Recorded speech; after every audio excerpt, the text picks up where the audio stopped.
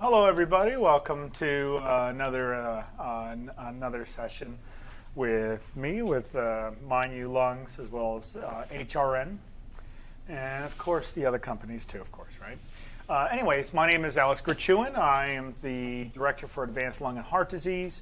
I am also one of the coaches with Mind You Lungs. Today we're going to be doing a little bit of exercise with mini squats and other leg exercises. So keep that in mind. All we'll need today is a therapy band. If you have some free weights, you can use that. That's fine. Today's topic will be on reacting to or just talking about the procedures of bronchoscopy. Good morning, Michelle. And if anybody has any comments or questions, concerns, anything like that, please go ahead and write in the comment section. We'll be happy to address them at any time. First, let's go ahead and start with our exercises before we get into our main topics, which is very exciting. So we have a good list of things we're going to be doing today. Okay. So what I have right here is a therapy band. Okay. So on a therapy band, what I'm going to do is I can easily just step on my therapy band. Okay, putting my feet on them. And then I'm going to grab both sides, just like so, creating that resistance. Now, if I don't have therapy bands, I can easily use some free weights and just holding the weights to my side. But in this case, I'm using therapy bands. So I'm going to keep my feet shoulder width apart. Okay, I'm going to go down. As I go down, these are mini squats, so you only have to go down about 6 to 8 inches. So you don't have to go all the way down. You just have to go down 6 to 8 inches and come right back up. When we go down, we breathe in. As we come back up, we obviously exhale because we're straining a muscle, right? Okay, so first, we're going to do a quick 3 and 5. Here we go. So first things first. Now, what's the proper breathing technique that we utilize? Pursed lip breathing, right? If we start something up, we anticipate we might be out of breath because we're using large leg muscles. Then we want to pursed lip breathe first for about 10 seconds. So I breathe in, smell the roses.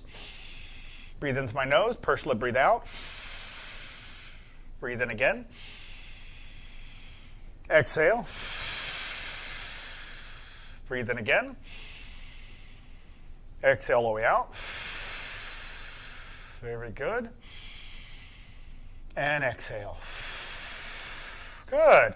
Now as I go down, remember, I'm breathing in. I'm going to fill up my lungs at least halfway. As I come back up, I'm going to exhale it all out, right? I'm going to repeat it as I go. Here we go. Down, inhale. Up, exhale. Good, down. And if you want to, you can use it like staying behind a chair if you don't want to use weights. In this case, we're using some free weights, or in this case, therapy bands. But if you want to use a chair, you can hold on to a chair and just use that. But try not to push off the chair with your arms. Try to just use your legs. Use the chair if you want to, or a wheelchair or something on the back of a wheelchair, just for balance reasons. So anyways, let's go ahead and get started here. So if you haven't stood up yet, I'd recommend go ahead and try. Go ahead and stand up. Keep feet shoulder width apart. We're going to go down. Down, inhale. Fill up your lungs. Up, exhale. Good. Down, breathe in. Up, breathe out. Good. Down, inhale. Up, exhale. Down, inhale. Up, exhale. Very good. How are we doing there? Good. Go down and come back up. Down, breathe in. Up, exhale. Don't breathe in a little bit. Remember, you want to fill up your lungs halfway. Down, inhale. Up, exhale. Good. Down, inhale. Up, exhale. Good. Try to keep your back straight. Down, breathe in. Up, breathe out. Down, breathe in. Up, breathe out. Smell the roses. Put out the fire. Smell the roses. Put out the fire. Down, inhale. Up, exhale. Down, inhale. Up, exhale. Go ahead and pause. All right, let's check our breathing. My breathing is manageable. You can do that. You can put pulse ox on, but remember, pulse ox shouldn't be used just yet. We should be determining how out of breath we are just by ourselves, just by our self-assessment. If you can talk, you can walk, right? So if we can't say, let's say we're only saying, my breathing is manageable, and you're labored on your breath, right? As you're talking, you're labored. Your work of breathing might be a little bit too high. So if you can say, vocalize at least 3 or more words, keep going. That just determines that your work of breathing is actually fine in a manageable position, okay? Or, set on your assessment. So we're going to go down again. Down, inhale. Up, exhale. Good. Down, inhale. Up, exhale. Down, breathe in. Up, breathe out. Down, breathe in. Up, breathe out. Good. Down, breathe in. Up, breathe out. Down, breathe in. Up, breathe out. Very good. Down, breathe in. Up, breathe out. Down, inhale. Up, exhale. Down, breathe in. Fill up your lungs halfway. Up, exhale. How are we doing? Still doing okay? Good. Down, inhale. Up, exhale. Down, inhale. Up, exhale. Now, if you find that this feels like it's too much for you, just slow it down. That's all. Remember, your point on this, on your exercise goals, shouldn't get you to be completely out of breath, but it should get your work of breathing to be higher, which is what you want. You just don't want to be at a unmanageable breathing condition, okay, or situation. So we go down, breathe in, up, breathe out. Down, inhale, up, exhale. Good. Down, inhale, up, exhale. Down, inhale, up, exhale. Down, inhale, up, exhale. Okay, pause. All right, let's do a self-assessment. Okay, let's do a talk test. You ready? Okay, go ahead and say my breathing is manageable, and try to say more than that, or do a countdown test. 10, 9, 8, 7, 6. Okay, so because I can say 4 words, where am I on a Borg scale? Does anybody know? I'll mail you out a free pen if you can tell me the answer. Come on now. Come on. I'll give you 5 seconds. 5, 4, 3, 2, 1. If your number was 5, that was actually correct. I'm at a 5 on a Borg scale. So, am I still manageable? Of course I am. I'm going to keep going. Oh, Michelle said 4. Michelle said 4. No worries, Michelle. It was close. It was close. Down, inhale. Up, exhale. This is the last one. Here we go. Down, inhale. Up, exhale. Down, inhale. Up, exhale. Good. Down, inhale. Up, exhale. See, if you miss class, what happens? You miss out on pens and giveaways and stuff like that. Come on now. Down, inhale. Up, exhale. Good. Down, inhale. Up, exhale. And if you find that the weight could be more, just pull up some of the slack or grab a heavier weight if you want. Your goal here is to increase muscle mass. Down, inhale. Up, exhale. Down, inhale. Up, exhale. Maintain your back. Make sure it's straight. Down, inhale. Up, exhale. Very good. Down, inhale. Up, exhale. 2 more. 2 more. We can do 2 more. Down, inhale. Up, exhale. Down, inhale. Up, exhale. Let's do one for good luck. You ready? Down, inhale. Up, exhale. Very good. Let's go ahead and relax. Okay. All right.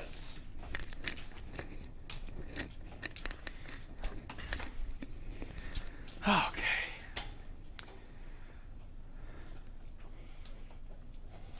All right. Now, let's see. Like I said, if you have any comments, questions, or anything like that, go right ahead and write in the comment section.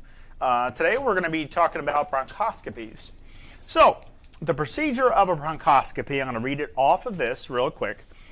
This is a surgery manual guide for nurses and respiratory therapists. So, The procedure of a bronchoscopy. Bronchoscopy involves passage of a lightened or lit up bronchoscope into the bronchial tree. It may be performed with a rigid steel or flexible fiber optic instrument. Bronchoscopy may be performed for diagnostic or therapeutic purposes. Diagnostic purposes include the following: examinations of tissue, further evaluation of tumor for potential surgical resection, collection of tissue specimens for diagnosis or diagnostic procedures, evaluation of bleeding sites, therapeutic. Now, therapeutic bronchoscopy is used to accomplish the following as well: removal of foreign bodies, which is something we're going to be looking at today. Remove of thick viscous secretions, treat postoperative atelectasis, and destroy and remove lesions. And of course, there are other reasons why too. But as we look at some of these videos, remember, you can write in the comment section. I'll be happy to address if you have any questions about it.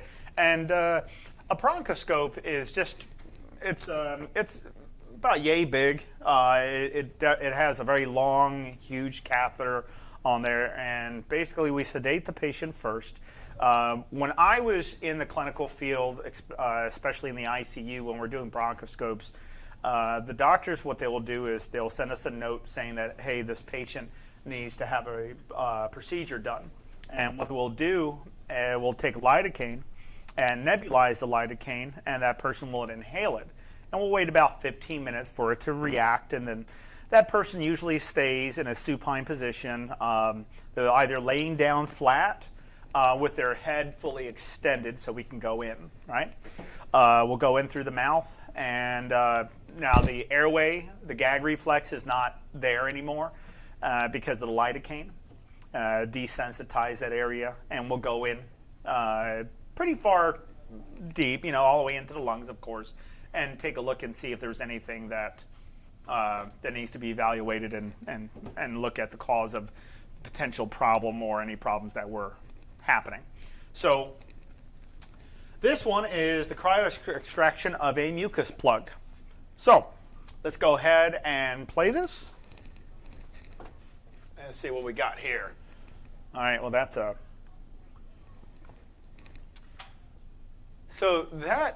All right, so right now what we're looking at, you have the, I'm not sure which area this is at. As you can see right there, there is a very large plug. It almost looks like a cyst or a lesion, but it's not. It looks, it's actually a big, huge glob of mucus. They normally look like that? No, they don't normally look like that. I would say this is a severe case, very severe case. As you can see, it's completely occluded. Right at the carina, and the carina is where it separates from the left and right side. So let's see what we're looking at here. Okay, there's the camera going through the catheter, and we got some bleeding. That's usually from pulling some of these things, especially if they're kind of solidified a little bit. And that can happen. That's actually quite common to see some blood. All right, so what he's using right now, if you can see on the catheter itself, it's actually very, very, very frigid. And it sticks, the big mucus plug actually sticks to it, and they kind of pull out and extract it. Now, this thing is massive. Very massive. I bet as soon as they pull this out, the person's breathing is, yeah, that's just nasty. That's massive. Look at that. That is just massive. You want me to show that again? This whole thing? Yeah, if you can show it one more time. So just hold it right there. You can see how large this thing is. Very, very massive mucus plug. There's some blood. It looks like there's some pus blood and some other things attached to it. It doesn't, I apologize if you're just eating breakfast, but that's kind of like what we see. But I would say that's a pretty severe case. We don't usually see it being that thick, that big, and especially that copious. So the removal of this was obviously very beneficiary, especially for the patient. Now, when we covered mucus plugs Mhm. on your diagram right there, that shows it as a little purple thing. Is that how they normally look, or The which one? on your lungs on your desk? Oh, on the lungs on my desk. Yes. I believe it's a little purple mass in one of your lungs. No, it shouldn't normally look like that. You should have a pretty patent airway where everything's all opened up. But if you can look at me really quick on this, can you zoom in on my camera?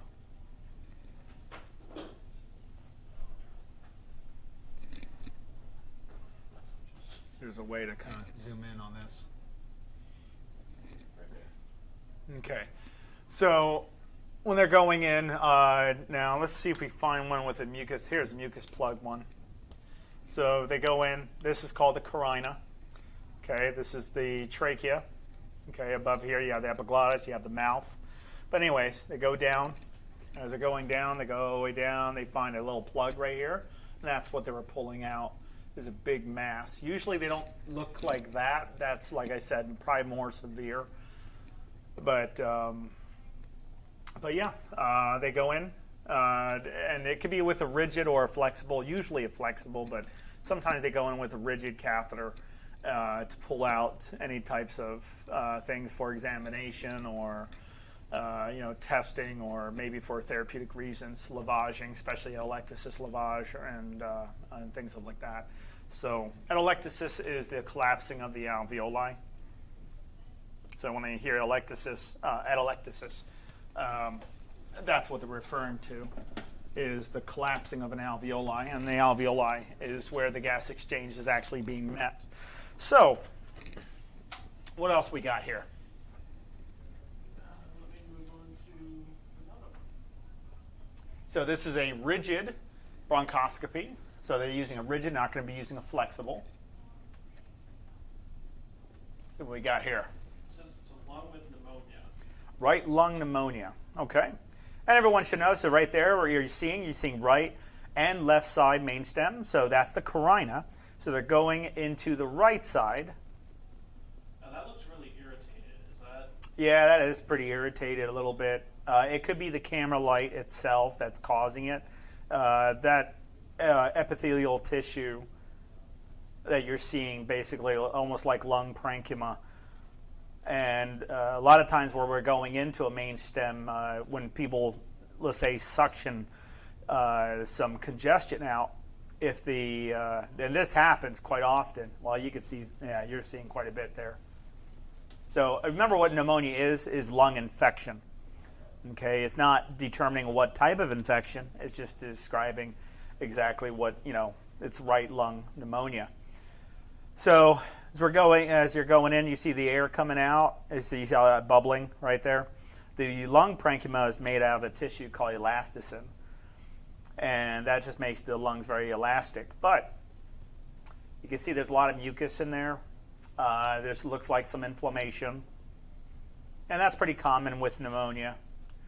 Usually, depending on the severity of pneumonia, it's usually treated with antibiotics, and if necessary, bronchial hygiene, removal of congestion, aerosol medications, anything like that, like through nebulizers, will help keep the airways patent. So as they come out and trying to retract, let's see if they go back in a little bit further so we can take a little bit more of an in-depth look. Here, there's a lot of congestion there.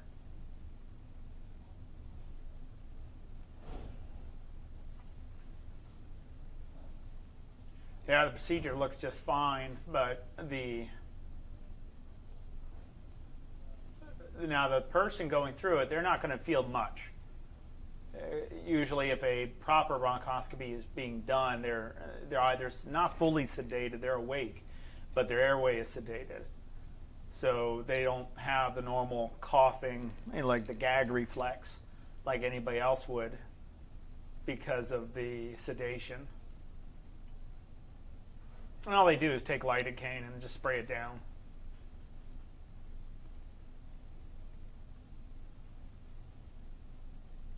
Right now, they're just examining a little bit more further, looking at the mucosa.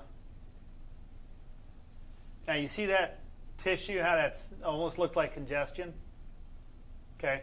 Sometimes tissue can be so loose that it feels just like congestion. And you get this, it's quite common, where somebody coughs, and it feels like nothing else is coming out besides maybe a teaspoon of something, when it feels like there's a gallon in their lungs. And that's usually from high inflammation. That is not congestion. We usually treat that with bronchodilators and trying to reduce the inflammation itself. Now, the inflammation can be due to environmental exposures, pollen, dust, smoke inhalation, things like that. But I'm not sure in this case what's going on. Now, right lung pneumonia is pretty common. Left lung pneumonia is also common. It's just pneumonia itself. But when treating pneumonia, usually antibiotics is the first thing that we look at, and then we do bronchial hygiene like chest physiotherapy, vibrating the chest fields to remove that congestion and making the airway a lot easier to breathe in and out through. So, yeah, a little bit of pus there, normal fluid right there, just normal congestion. Doesn't seem that copious. But obviously, as it goes, as the catheter probably goes in further, they examine more of that adventitious airway. Okay, thick sputum suctioning. Now, I was telling you about some of the sputum suctioning. I had some nurses asking me, "Hey, what's this thing I just pulled out?" And the vacuum on the suction catheter. Ooh, that's pretty intense right there. What they'll do sometimes what will happen is if they don't monitor and regulate the suctioning properly, sometimes when they put the catheter in, and they'll go in with a 12 French catheter or 10 French, it's a little fairly small, but 14 French, 12 French is pretty usual. 16 French is pretty usual. It's the diameter size. We look at it French. That's a lot of that's quite a bit happening. That's Is that normal? No. That's obviously not normal. So it's a lot of thick congestion. Anytime somebody has very thick sputum, hydration is usually a major big problem. It's a big problem where a person's not hydrating enough and causes the congestion to be thicker. So what they're doing is lavaging. They're putting in saline solution, distilled water, things like that to help loosen up the congestion. And that's what they're doing right now. Pretty clean. It's a pretty clean procedure, but it does take quite a bit of stuff out. But what I was saying is I had it in the past where some nurses were suctioning and they pulled out lung tissue because the suctioning was too high. So when they pulled it out and I examined it, I said, that is lung parenchyma you just pulled out.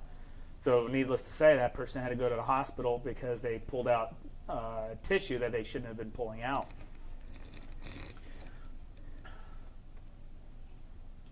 Looks like they're going to the nasal. It looks to me they're going in nasally. So you can go both ways? Oh, yeah.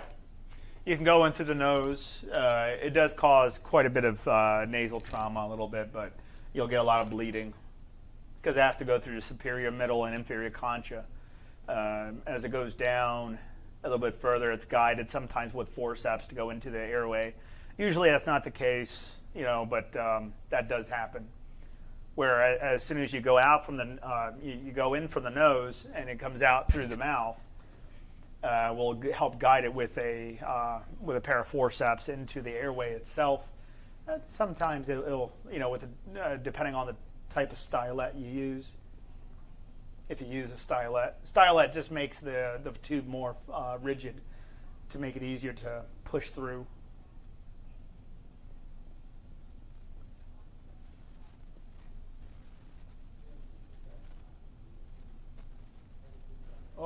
goodness. What is this going? It looks like there's some packaging right there. That will cause a lot of wheezing. As you can see, the mucosal membranes are very inflamed. Probably a lot of wheezing. They're trying to lavage. That's the water going in that they're lavaging. Trying to make it easier to loosen it up. Somewhere it's stuck in there. You can see where it's stuck, actually. Did you see how it's moving left and right? Like that's the heart. Posterior to that, that's the heart. And that's what's making it go up and down, is the pulse. So that looks like I'm not sure what that looks like. That looks like a wrapper, maybe a pill wrap with a aluminum topping on it, and you would just open that up to take whatever that is. Almost looks like a mint. Now, with solid things, how do they get into the lungs? Does it have to be inhaled? Like, I thought the throat. Oh yeah, well, if you lack a gag reflex because you keep your airways filled with congestion or filled with things, your airways will desensitize normally, and that's not a good thing, because that means the gag reflex becomes obsolete and non-existent. Yeah, that looks. Analyst says, "Oh my gosh." Yeah, that looks pretty.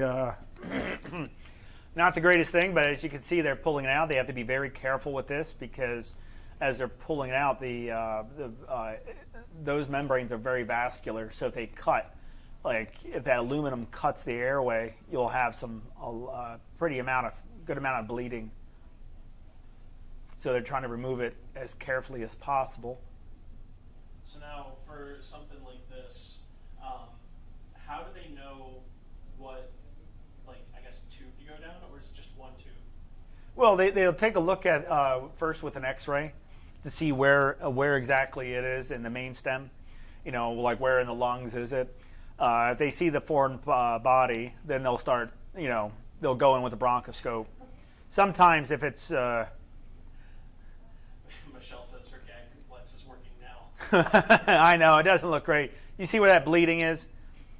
That's what I mean. It's when taking out wrapper like that, especially with aluminum wrapper and a rigid casing, it can cause a lot of trauma. Just a little bit of a scratch on that mucosa will cause bleeding in a sense. As you can see, not the aluminum, but the actual rigid plastic is what's cutting into it, and they're pulling it out right now. Now, is that tissue soft? Very soft, very soft. Yeah, there you go. They pulled it all the way out. Successful, very successful.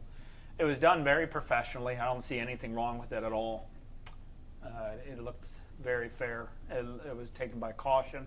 It was very cautious. It looked like it was a very well thought out procedure.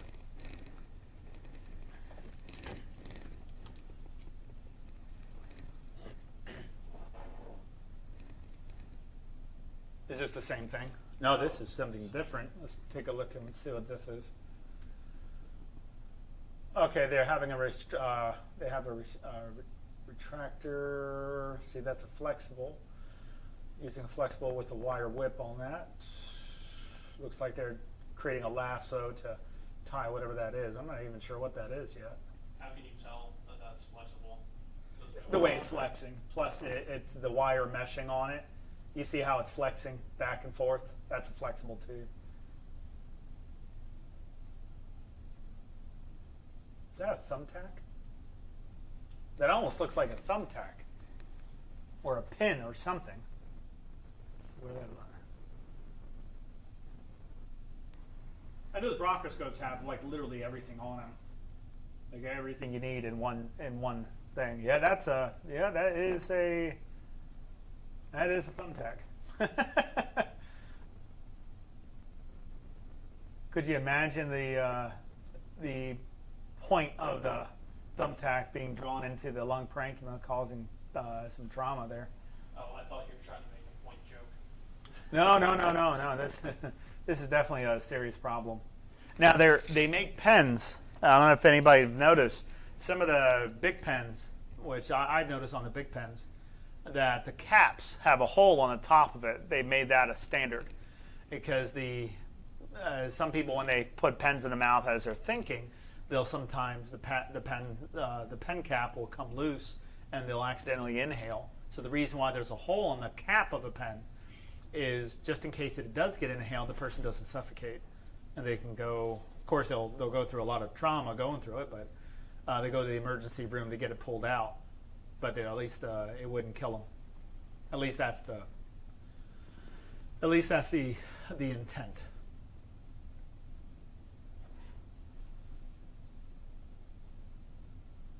I'm assuming they would never need to break whatever the object is. That does happen times where they would have to surgically remove it, or they would have to cut it. It depends on how bad it's lodged in. And those thumbtacks are very, very small, so you can tell just by looking how far down it went. Like, it looks really large, and it's almost like the same size of the pin itself, or the thumbtack itself. So the airway is very, very small, and it looks like it's just lower than the heart because the vibration or the pulse is kind of it's happening above, not below it. So all I'm saying is that the thumbtack was drawn in a little bit, pretty deep, where it was probably nearly impossible to cough out. The only way to remove that, it would have to be through a bronchoscope. Would be the best thing. See how the lasso's tied on the tip, on the back of it, and they pull it out nice and easy, and there's out through the mouth. So they went orally. Yep. It looks like they broke it. Yeah, if there's any broken parts, you have to make sure that when they pull it out, they dry it up to make sure that all the pieces are there, or else they still have to keep going to find more pieces that they were broken up. Thumbtacks shouldn't break up like that, but they might. There are times where they have to break up certain things to remove it, because trying to remove the whole, going in was easy, but coming out was more difficult. So that was very interesting. So, any final thoughts on if somebody is nervous because they have to have a bronchoscopy? Any words of advice? Well, okay, so the pre-procedure care. So according to the manuals, explain the procedure to the client and the family and obtain informed consent. Instruct the client not to eat or drink anything for 6 hours before the test. Explain that the throat may be sore after bronchoscopy and that he or she will experience some initial difficulty swallowing.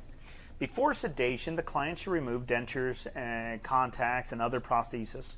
The client undresses and puts a gown on. Local anesthesia and intravenous dilations or sedations are used to suppress cough and to relieve anxiety. A topical anesthetic agent is also sprayed into the back of the throat. The test takes approximately 30 to 45 minutes to complete, so it's a very short process, but that 30 to 45 minutes might feel like it's an hour. During the procedure, the client lies supine with the head hyperextended. Then we, of course, will monitor vital signs and oxygen saturations, talk to and reassure the client, and assist the physician as necessary. Now, the post-procedure care is after the procedure.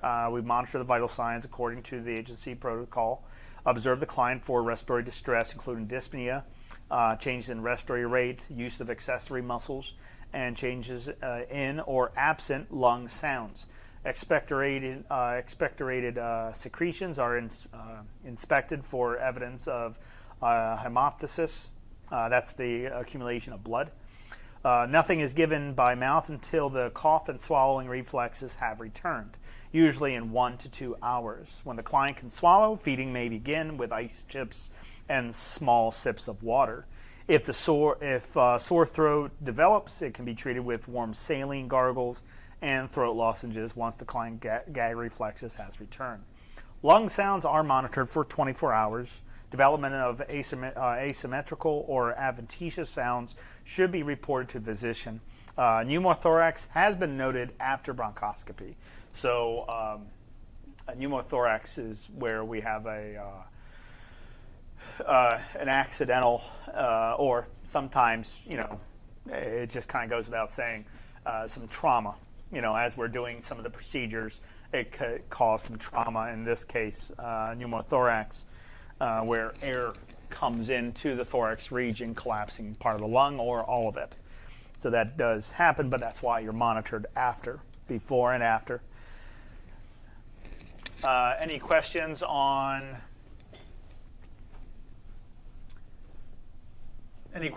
these? Now, this is a pretty good. The examinations I saw in the bronchoscopes, I didn't see anything that was out of the ordinary. At least in my perspective, I haven't seen anything that showed that anybody did anything they shouldn't have been doing. Everything looked pretty clean, very professional. I thought it was a very good. All those procedures looked pretty well done. So to move on to our second topic of the day. Yes. We have two common questions. Yes. For pulmonary rehabilitation. Would you mind answering those questions for me? Love it. So, can pulmonary rehab improve COPD symptoms? And that is an obvious yes. Pulmonary rehab doesn't just help improve COPD symptoms, it also can alleviate some of those symptoms too. Now, the second question to this is, what are some common misconceptions about pulmonary rehab for COPD patients? Common misconceptions is where people feel that we can cure somebody's COPD. We don't necessarily cure anybody's COPD. What we do is we increase lung functions. And there are times, and it's pretty often, there are times where we increase the lung functions from, let's say, end stage back up to normal. And that does happen quite often. But the normal outcomes in pulmonary rehab is an increase, a major increase in walking distance, everyday life, being able to go outside comfortably and without much anxiety, worrying about their lung health all the time. So other common misconceptions is where somebody feels that they can come completely off oxygen. That happens very often. Okay, I'm just going to lay that out. That happens. Let's say you have 10 people, 10 patients that all wear supplemental oxygen. As long as their heart's not compromised, the chances of us weaning them off of oxygen completely are very, very, very, very high. But the worst thing somebody could do is wait until they're near end of life to do something about it. If we get that person early enough, the success is a lot higher than if somebody waits till the end. So, Jeff, it might be your Wi-Fi. I'm not sure. Might have to just refresh. Yeah, you probably just have to refresh it. But other common misconceptions, we have doctors that are patients of ours. We have a lot of doctors, a lot of nurses, we have some respiratory therapists that try to learn from us of how to do pulmonary rehab the way we do it because we have very high outcomes. But common misconceptions, like I stated before, is we don't cure COPD. We do fix the problem. We don't cure pulmonary fibrosis, but we do fix the problem. We had that Reggie video where all these doctors and specialists from Johns Hopkins and other places were like, there's no cure to this. It's going to be end of life for you. And he put in full effort, and he came out without not having to need oxygen anymore. His DLCO went all the way up. His pulmonary function test went up. Everything went up. Everybody was shocked. I mean, the guy couldn't walk 5 feet, and now he's walking 6 miles. So is that pretty standard for everybody? Depends on the work you put in. If you put in the work, you're not spending money on this. You're putting in the work. It's not like it's paid by insurance, right? Even on the Mind You Lungs, people on Mind You Lungs, and they go back to their pulmonologist or their doctor, and their doctor's like, "What happened?" Because before this person should be back in their wheelchair, and now they're walking like nothing ever happened. These aren't things that are very common, but we usually see that from everybody. We usually see about above a 90 percentile. The exact number is 97.7% success on that. So it's a very high percentage, and that's not misguided and fabricated in any way. That's literal of what happens. So when we tell people we're going to get you better, we actually obviously mean it. I thought of another misconception people. What's that? A lot of people come across, at least in HRN's program. Yeah. I can't speak for other pulmonary rehabilitation programs, but they have this mindset of I have to be able to do the hard exercises right away. Like they don't, that you guys, as if you don't work up to it. Yeah, no. We have to work up to it. What I usually do in my therapy sessions is, let's say you have 20 people, and if I find one of those 20, I'm not going to let that person know, but if I find one of those people giving out too early, like let's say they're on their bike, and the person couldn't push any more further, they couldn't do any more, or they're doing breathing exercise and they couldn't do any more.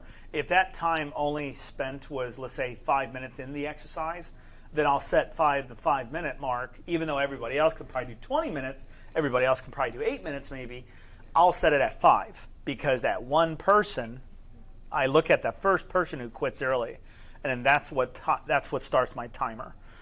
So for instance, you have 10 people in a group session, and I see one person that got too out of breath. I set that person, in the group. They have no idea it's them that made the time for everybody in the group. But if I find one person that gave out in 5 minutes, then I'll start up with 5 minutes only on exercise and not 10 minutes. I hope I'm not ambiguous with that, but I hope you understand what I'm saying. What I'm saying is we always start light, always. I don't expect anybody, especially people coming in a pulmonary rehab program not being able to breathe. So I'm not going to expect them to being able to do miles. I just want them to try. And we slowly work them way up from, let's say, 5 minutes, depending on their initial time, what they're capable of doing. We'll start out, let's say, 5 minutes and work our way up to 6 minutes, to 7 minutes, to 8, then move up to 10, move up to 15, then move up to 20 minutes. And that takes time, The total time can take about 3 months altogether, if not sometimes more. But it's worth it. So I was in the program, and then the insurance denied me.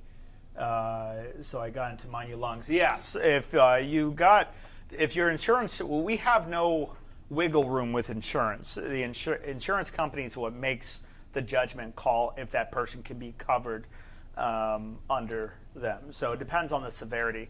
So when people come in for pulmonary rehab, if we see somebody that they can walk miles, that their lung functions aren't that bad, but they have COPD, but that's not even in moderate COPD, then they obviously wouldn't qualify. They can still do pulmonary rehab, but their insurance wouldn't pay for it.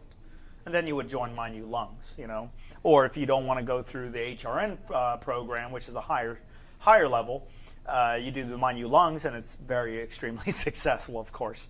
You just have to work out the program according to everything in there. Right, it's just as successful. Yes, very, very successful. And it's a global program, the My New Lungs, so it can be dubbed in different languages if necessary. So any other misconceptions that you can think of before we move on? I can't really think of any other misconceptions. The thing that you really want to take away from this is that if someone is joining into a pulmonary rehab, I can't speak for every other facility's pulmonary rehab. I can speak about ours. Okay, if you join into our pulmonary rehab program, expect results. No one comes into these programs not feeling the same way as they leave. Nobody. Okay, you're here to improve, and we just don't stop until you do. And we just keep figuring it out. We work as a team, as a group. I mentioned in morning meeting is, a lot of the staff here, which are very great staff, feel like they're 1 in a million, but they forget they're 1 in 17 in the office. So, we all work as a team, and if we see a problem with a patient not doing well or something, we always react to it, of course, and get that person to do better. But yeah. So,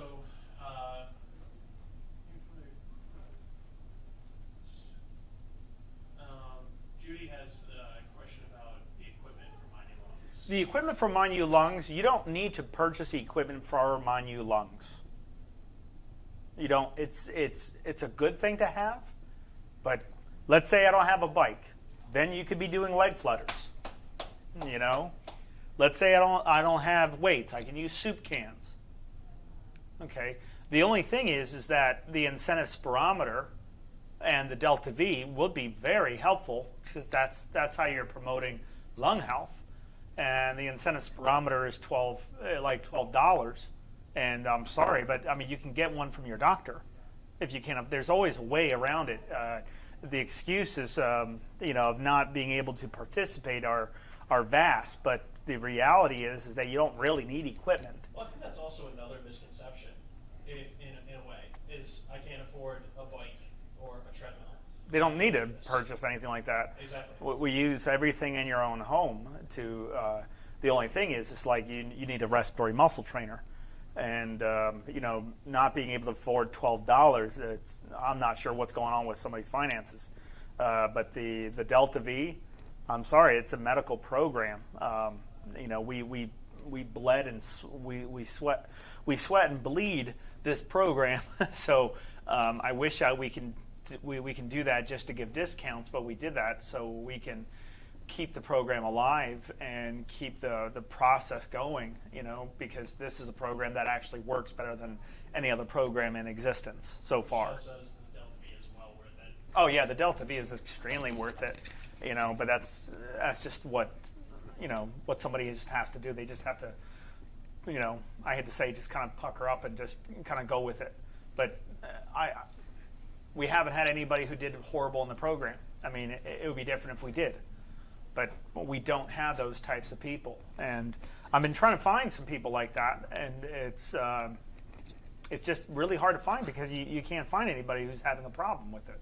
They do the therapy, they're getting better, they move on. And that's usually just day in, day out. And that's not blowing smoke. Like, you can go and look up our stats. Oh yeah, you can look up our stats. We're all over the place. There are studies done about us all the time. So you can easily look at that and validate the how recommended are we? It does require a Bluetooth blood pressure cuff. No, it does not, Judy. It does not. Minu Lungs does not require. I think that might be. HRN would require, but they send you that, and you don't pay for that. They send you that for free. That's an expensive device. The Bluetooth pulse oximeters are like nearly $300, and we don't price that. That's how much it costs, for a Bluetooth pulse oximeter. It's not a regular pulse oximeter like this you get for like $25, $50 or something, But the Bluetooth ones, oh yeah, But we give that to people, but that's for HRN. That's for HRN. I'm talking about Minu Lungs. I can't think of any more misconceptions. If anybody has any in the comment section that they would like to share, that Alex can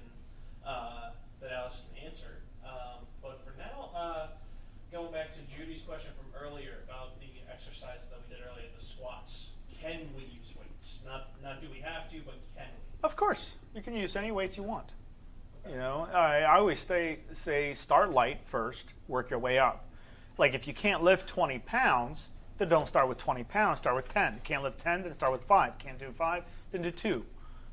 But if you're trying to walk further and your leg muscles can't even pull up 20 pounds and you weigh 100 pounds, you got to really work those legs out, because trying to walk, you might be fatigued not because of your lungs. You might be fatigued because your muscles are weak, and a weak muscle takes more muscle for it to work than a strong muscle. Like if I'm strong, I should be able to stand up and walk, right?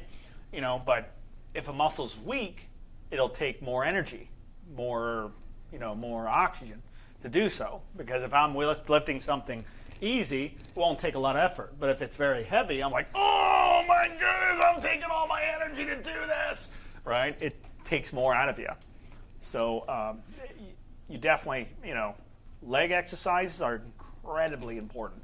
Back exercise, leg exercise, deltoids, you can go with, chest exercises, but leg exercises should never be neglected, ever.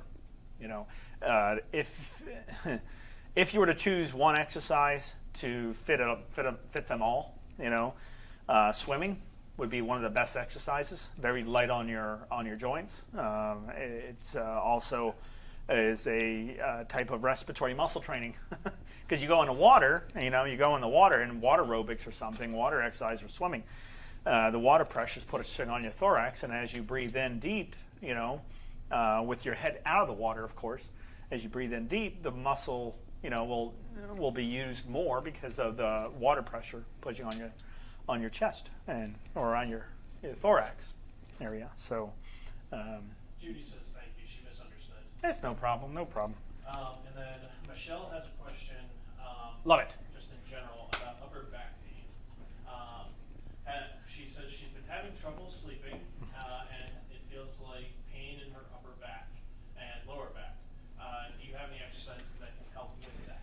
I've been having trouble sleeping and I feel like feel like pain in the upper and lower back. Do you have any exercises that can help with that? Okay.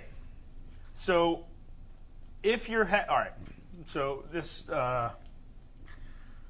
it's not necessarily an exercise. If you're having some back pain, back discomfort, upper back, lower back, if that's the major problem, sleeping is going to be tough to do, especially when you're laying down in a supine position, laying down flat. It would be kind of hard for your body to try to go to sleep, but the type of exercise that would help with that is just simple vertebrae alignment. Chiropractor. You can use a back roller, back massage, things like that could actually help loosen up the back a little bit more so it's not so problematic. The exercises involved with back exercise, you can do something light, but normal back exercises, it depends on how bad your back is. But if you can take a kettlebell or take a weight and just come down and come back up, things like that can help. But if it's back pain, then that part of the problem has to be managed. So I'm not saying taking pain medications. I'm just saying, what's causing the pain? Is it muscle soreness? Things like that. And then you want to kind of investigate further, because if it's back pain and it's caused by improper sleeping habits, maybe, one thing that I've seen is where we put a pillow between somebody's legs to help align the back to be a lot straighter. So while somebody sleeps, they have these longer pillows that they can kind of cuddle, in a sense, as they lay down. It keeps their back aligned. Raising your feet up a little bit, putting some pillows underneath your feet.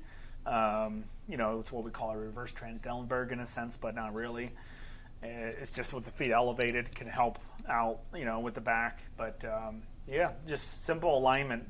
Sometimes even an old mattress can cause some back problems, of course. Now I know that back pain is common, like after exercise, like say you do something wrong or just muscle soreness. Mm-hmm. Is that a thing with COPD where back pain is common? Not necessarily. It's not. Lung health and back pain are completely two separate animals. But when you have back pain, depending on where on the back, especially if it's above the lumbar area, can cause some breathing issues because you breathe in, you feel like there's this big stabbing pain, and that could be something as simple as pleuritis. And if it's not something like that severe, if it's not like that, if it's not that. Then pleuritis is where the visceral and parietal pleura are rubbing against each other, and it's the inflammation of the pleural cavities, and it causes stabbing pain when somebody breathes in very deep, and that's usually dealt with medications to resolve that type of problem. Awesome. So if anybody has any other questions? Yeah, I love questions. Anybody has any questions? If you wouldn't mind reminding people of where they can find us, Alex. Yes. So you can find us on mindulungs.com. You can also find us on homerehabnetwork.com. We're the online cardiac and pulmonary rehab program that's available throughout the whole United States. We're very widely used by hospitals and doctors' offices, and even the own doctors that refer patients to us actually are patients themselves. So you have to understand that, these doctors and these practitioners, when they find that their patients are getting so much better, they want to give it a shot themselves, and they're kind of amazed of how much somebody can do, whether they couldn't be able to do more, at first, now being able to do a lot, so the program, like I said, works very, very well. But the only way you can find out is if you search for us. And all you have to do is just go online. Go online, just type in mindulungs.com or homerehabnetwork.com. We also own the Denali Health app company and the Delta V. Should they like and subscribe as well? Absolutely. Please like and subscribe, especially if you haven't done so, go on to YouTube and type in our name, Home Rehab Network, and find us up on there as we develop new content all the time. We have more content coming up on Mind You Lungs very often now. It's working out very, very well. We've made some new awesome content. John made some really fantastic content with what we've been creating with on the bikes and everything. A lot of simulation, simulated exercise. Oh, thank you, Michelle. She says she missed us last week. Yeah, I was out for a little bit for personal reasons, so I apologize, but it did happen. So Rebecca says thank you. Everything was very interesting and informative today. Thank you very much, Rebecca. Thank you, everybody. And please, everybody, if you like and subscribe, it does help us out quite a bit. And so, Alice, could you actually let everybody know that if they have any topics that they would like covered in one of these live streams? I would love, absolutely. If you can, even if you just email us at HRN and the @ symbol, then you type in HRN.center. Don't put a .com after that. Just HRN@HRN.center. That's that's a communication email. If you send us an email and just on the subject line of your email, just put new topics for discussion, or just put new topic, and just put a topic that you would like us to discuss. It could be bronchoscopes. It could be anything you want. Disease education, like what COPD is, what types of COPDs there are, what types of lung disease, what type of heart disease, anything you want. But if there's a topic that you'd like us to address, please write it up. We are always looking for new content and new ideas as far as new content material. So if that is it. Glenda has one question about Mind You Lungs. Yeah, so if you purchase Mind You Lungs, is the program yours to use as often as you like? Absolutely, Glenda. You can use it as long as you like. People tend to use it because it's a subscription-based for a very long period of time, which is very recommended because it's a progressive disease. Once somebody gets their life back, you still have the problem with some diseases that tend to still become a problem, in the future. So, keeping up with exercises, especially with people like us, practitioners, just helps you, not just helps you, but it kind of resolves the problem. So exercise, exercise, exercise. Always, always, always. Anyways, thank you very much, everybody, and hope to see you next time on Thursday. And please like and subscribe. And we'll see you then. See you guys. Bye-bye.